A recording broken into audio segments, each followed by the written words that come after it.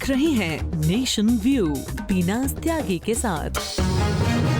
रात के 8 बज चुके हैं। हमारे इस वक्त की हर उस बड़ी खबर के साथ जो रखती है आपसे सरोकार। खबरों के हर पक्ष पहलू का आपके सम्मुख रखेंगे ताकि आप जब खबर पर अपनी कोई राय कायम करें तो वो सटीक और निष्पक्ष हो। नोटबंदी की बात करते हैं जिसको लागू हुए 27 दिन हो गए। पहले प्रधानमंत्री ने 3 दिन मांगे, उसके बाद वित्त मंत्री कहते हैं 1-2 हफ्ते, फिर प्रधानमंत्री 50 दिन की बात करते हैं। लेकिन लगभग आधा समय बीत गया लेकिन लोगों की मुश्किलें कम नहीं हुई हैं। कैश की किल्लत अभी भी बरकरार है। सैलरी आने के 5 दिन बाद भी बैंकों के चक्कर काटने के लिए और खाली हाथ जाने के लिए लोग किस कदर मजबूर हैं, देखिए ग्राउंड जीरो से हमारी ये रिपोर्ट। एटीएम के बाहर लंबी लाइन,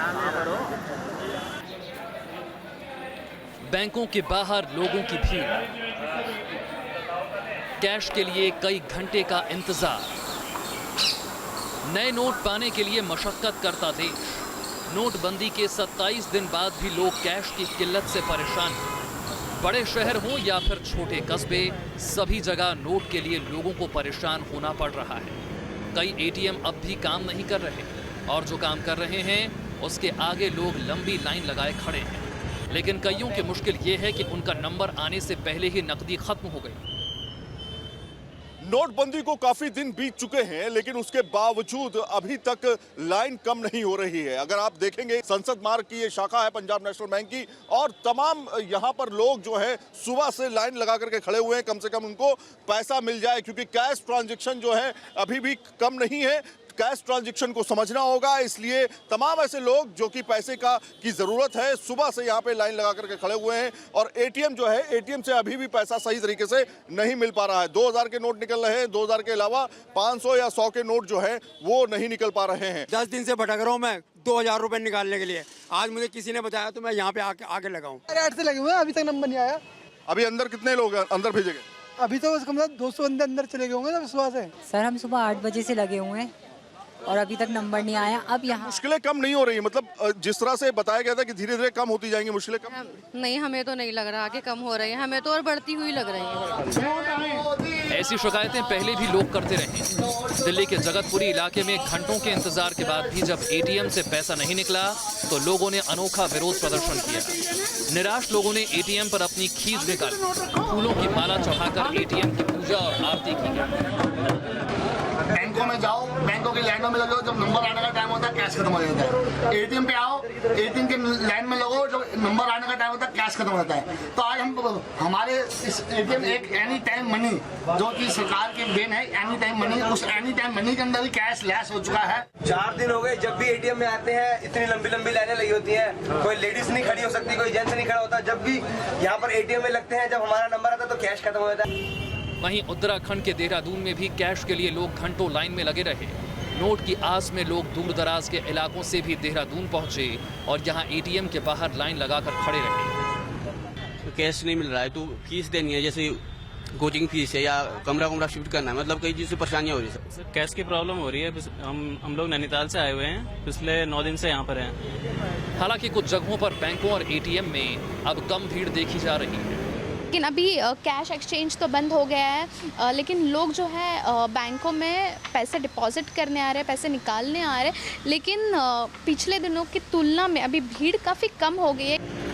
कैश की किल्लत दूर करने के लिए आरबीआई और देश के तमाम बैंक लगे हुए हैं। सेना की मदद भी ली जा रही है। वायुसेना के विमानों के जरिए नोटों को एक जगह से दूसरी जगह पहुंचाया जा रहा है।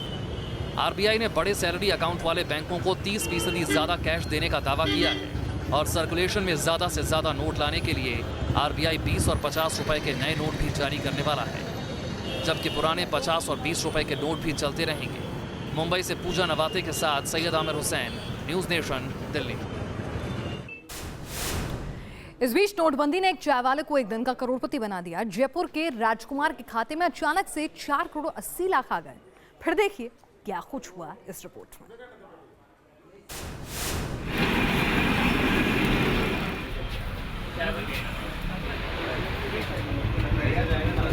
नोटबंदी ने बनाया करोड़पति, चाय वाले के खाते में 4 करोड़ 80 लाख। बैंक की गलती ने बढ़ाई मुश्किल। ये हैं जयपुर के राजकुमार। वैसे तो राजकुमार पेशे से चाय बनाने का काम करते हैं, लेकिन एक एसएमएस से वो हुआ जो राजकुमार के परिवार ने कभी सोचा भी नहीं था। एक मैसेज ने इनको करोड़पति बना दिया और इनके खाते में आ गए 4 करोड़ 80 लाख रुपए। हमको तो 1 घंटे शाम को 5 बजे पता चला था। किसने बताया? मैसेज आया था मोबाइल पे, तो फिर मैंने फ़ोन कर दिया मैनेजर को, उसने वापस कर लिया। नोटबंदी के ऐलान के बाद राजकुमार गुरुवार को अपने खाते में पुराने नोट जमा कराने गए थे, लेकिन बैंक की एक गलती ने राजकुमार को मुश्किल में डाल दिया। 48,000 की जगह 4 करोड़ 80 लाख की एंट्री राजकुमार के लिए मुसीबत बनकर आई। काले धन पर पैनी नजर बनाए आयकर विभाग को जब इसकी भनक लगी तो वो राजकुमार को पूछताछ के लिए ले गए और करीब 5 घंटे तक सवाल जवाब किए। इनकम टैक्स वाले यहाँ पे आया था मेरे शुक्रवार को 3 साढ़े 3 बजे, तो उन्होंने भी बुलाया था हमको वहाँ पे 5 घंटे। क्या पूछताछ की? वही ये किसके पैसे हैं, कहाँ से आए हैं, मैंने हमारे पैसे हैं। तो राजकुमार की शिकायत के बाद बैंक ने अपनी गलती सुधारी और अकाउंट से पैसा वापस ले लिया। बैंक मैनेजर के मुताबिक राजकुमार जब अपने खाते में पैसा जमा कराने गया तो बैंक कर्मचारी ने 1000 के नोट में 48 की जगह 48,000 की एंट्री कर दी, जिससे राजकुमार के खाते में इतनी बड़ी रकम जमा हो गई। राजकुमार के एक हमारे खातेदार है, वो चाय की दुकान पे काम करता है। उसने अपने खाते में 48,000 जमा कराए। जब अपन डिटेल कंप्यूटर में डिटेल भरते हैं ना कि 1000 का 48 नोट, 1000 का 48 नोट की जगह बाई मिस्टेक 48,000 जो अमाउंट था वो दब गया। उससे वो कंप्यूटर में इस तरह से आ गया, तो वो तुरंत रेक्टिफाई भी हो जाता है और तुरंत उसको कितना हो गया था? 4 करोड़ 80 लाख हो गया था। अच्छा। बाद में हमने उसको तुरंत रेक्टिफाई भी कर दिया और IT डिपार्टमेंट को भी जानकारी उपलब्ध करा दी।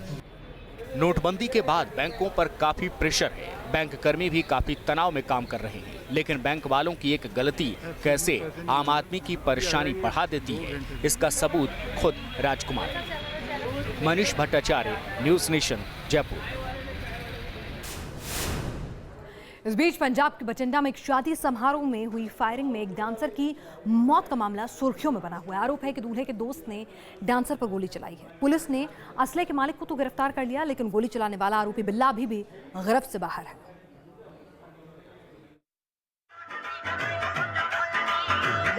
पंजाब के बठिंडा में डांसर पर गोली चलाने वाला आरोपी पुलिस की गिरफ्त से बाहर है। पुलिस लक्की और बिल्ला की तलाश कर रही है।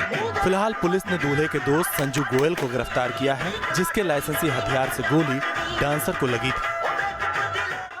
कल रात को हमने एक दोषी जो जिसका वेपन यूज़ हुआ था उसको गिरफ्तार किया है और उसके दोनों जो वेपन हमने बरामद कर लिए हैं, जो उसके पास लाइसेंसी वेपन थे, तो उसका नाम संजीव गोयल है। बठिंडा के मोड़ मंडी में शनिवार रात को आशीर्वाद पैलेस में गोली लगने से डांसर की मौत हो गई थी। शादी समारोह में जब डांसर स्टेज पर लोगों का मनोरंजन कर रही थी, सब खुशी में झूम रहे थे, तभी दूल्हे के एक दोस्त ने शराब के नशे में धुत होकर गोली चला दी और गोली सीधे डांसर के सिर में लगी। स्टेज पर डांसर को गोली मारने की इस वारदात से सनसनी फैल गई। मौके पर मौजूद लोगों को एक पल के लिए इस हादसे पर यकीन नहीं हुआ, लेकिन गोली लगते ही डांसर स्टेज पर ही गिर पड़ी। जिस लड़की को गोली लगी उसका नाम कुलविंदर कौर था। महज 22 साल की कुलविंदर डांस ग्रुप की मेंबर थी और हादसे के बाद उसके पति ने बताया कि वो 2 महीने की प्रेग्नेंट भी थी।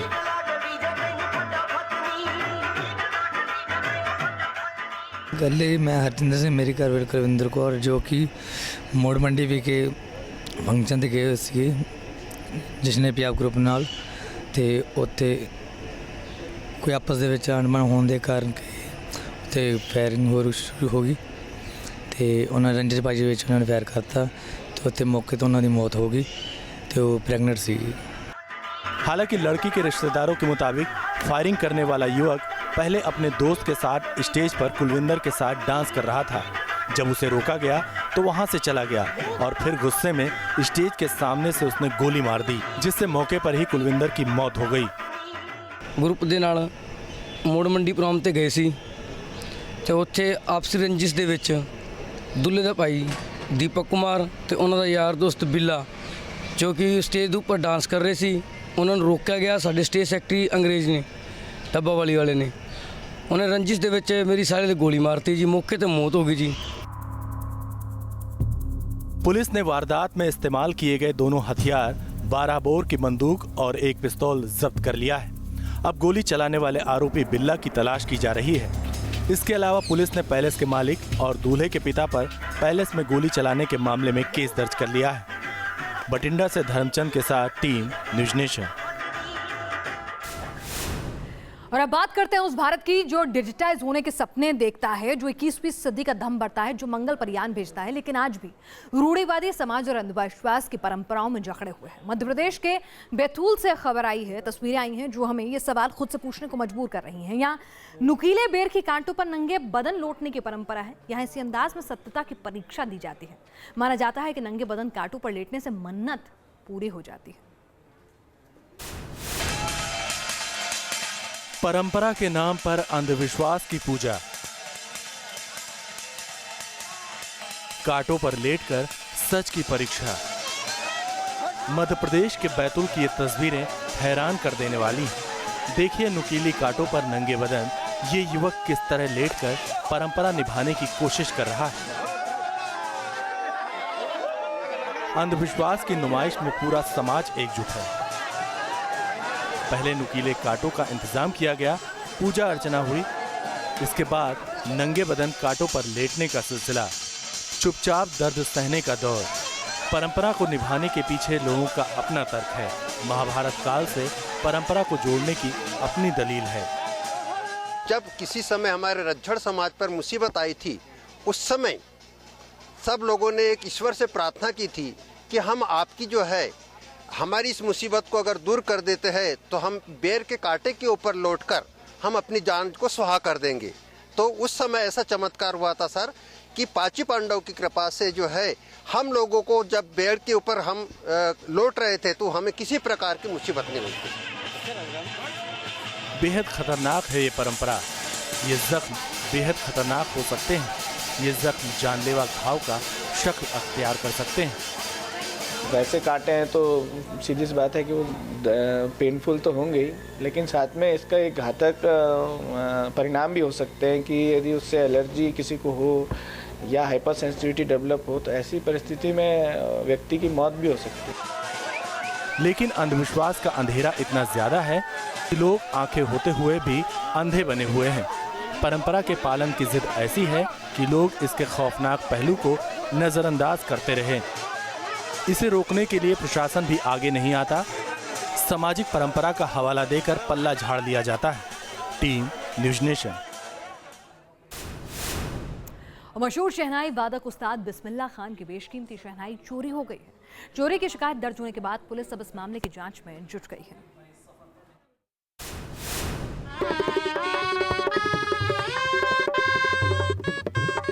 जिन शहनाइयों ने उस्ताद को दुनिया भर में सरताज बनाया, जिनकी सुरलहरियों ने लोगों को उनका मुरीद बनाया, उन्हें उस्ताद बिस्मिल्लाह खान की 5 शहनाइयां वाराणसी में उनके घर से चोरी कर ली गई। पुलिस की जांच में पता चला है कि उस्ताद बिस्मिल्लाह खान के घर से 5 शहनाइयां और 2 सोने के कंगन चुराए गए हैं।